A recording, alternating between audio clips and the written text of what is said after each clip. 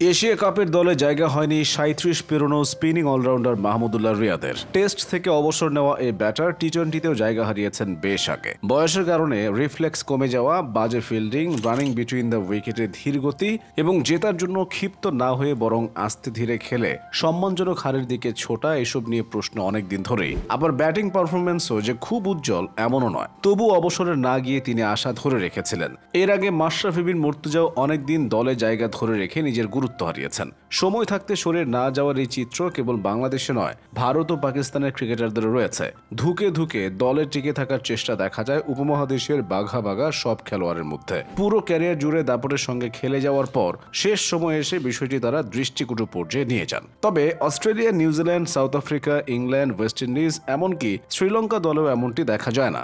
ভারতের কিংবদন্তি ক্রিকেটার কপিল দেব তার বর্ণাঢ্য ক্যারিয়ারের শেষের দিকে খারাপ ফর্মের মধ্যে দিয়ে গিয়েছিলেন। ১৯৯৪ সালের ফেব্রুয়ারিতে আহমেদাবাদ টেস্টে শ্রীলঙ্কার বিরুদ্ধে রিচার্ড হ্যাডলির ৪৩১ উইকেটের রেকর্ড টপকে যাওয়ার পর সবাই ভেবেছিলেন এবার বুঝি ক্ষান্ত দেবেন, কিন্তু তিনি তা করেননি। শুরু হয় সমালোচনা। অবশেষে সে বছরের মার্চে টেস্ট এবং অক্টোবরে ওয়ানডে থেকেও অবসরের ঘোষণা দেন। সর্বকালের সর্বসেরা ব্যাটসম্যানদের একজন শচীন টেন্ডুলকারও একই দোষে দুষ্ট। প্রায় পুরো ক্যারিয়ার জুড়ে সারা বিশ্বের তামাম বোলারদের উপর আধিপত্য বজায় রাখার পর শেষ দিকে বারবার এলবিডব্লিউ বা বোল্ড হচ্ছিলেন। তার পা কাজ করছিল না, হারিয়ে ফেলেছিলেন রিফ্লেক্স।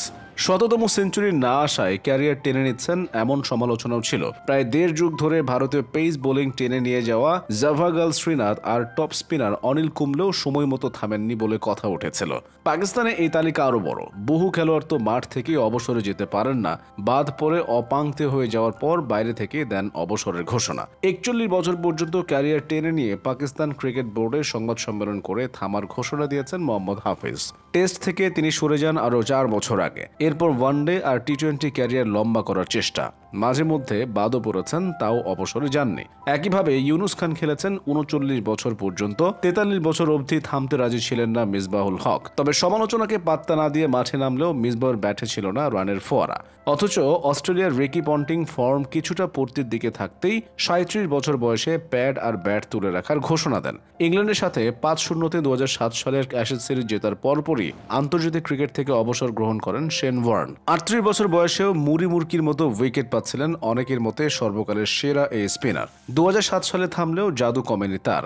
আরও ৬ বছর তিনি দাপটের সঙ্গে খেলে গেছেন ফ্র্যাঞ্চাইজি ক্রিকেট। একইভাবে অস্ট্রেলিয়ার McGrath, Brett Lee, Jason Gillespie, Michael Bevan, Michael Clarke থেমেছেন যখন তারা মাঠে দাপট দেখাচ্ছেন। নিউজিল্যান্ডের Brendon McCullum, Stephen Fleming, Shane বনরাও নিজেদের বোঝা হতে দেননি। ফর্মের তুঙ্গে থেকেই ক্রিকেটকে বিদায় জানিয়েছেন ইংল্যান্ডের কেভিন পিটারসেন, স্টুয়ার্ট ব্রডরা। শ্রীলঙ্কার কুমার সাঙ্গাকারা, মাহেলা জয়াবর্ধনে, মুথিয়া মুরালীধরনরা অবসরের ঘোষণার পর আফসোসও করেছে পুরো দেশ এবং ক্রিকেট বিশ্ব।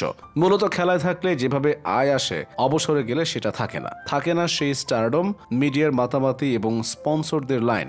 এসব অনিশ্চয়তার কারণে অযাচিতভাবে ক্যারিয়ার লম্বা করেন ক্রিকেটাররা। তবে ফ্র্যাঞ্চাইজি ক্রিকেট আসার পর পরিস্থিতি অনেকটাই পাল্টাচ্ছে। অবসরে গিয়েও এখন টুর্নামেন্টে খেলে আয় করা যাচ্ছে। অনেকে ধারাভাষ্য করে নাম এবং টাকা কামান, অনেকে আবার কোচিংয়ে মন দেন। ক্রিকেট একাডেমিও খোলেন অনেক ক্রিকেটার।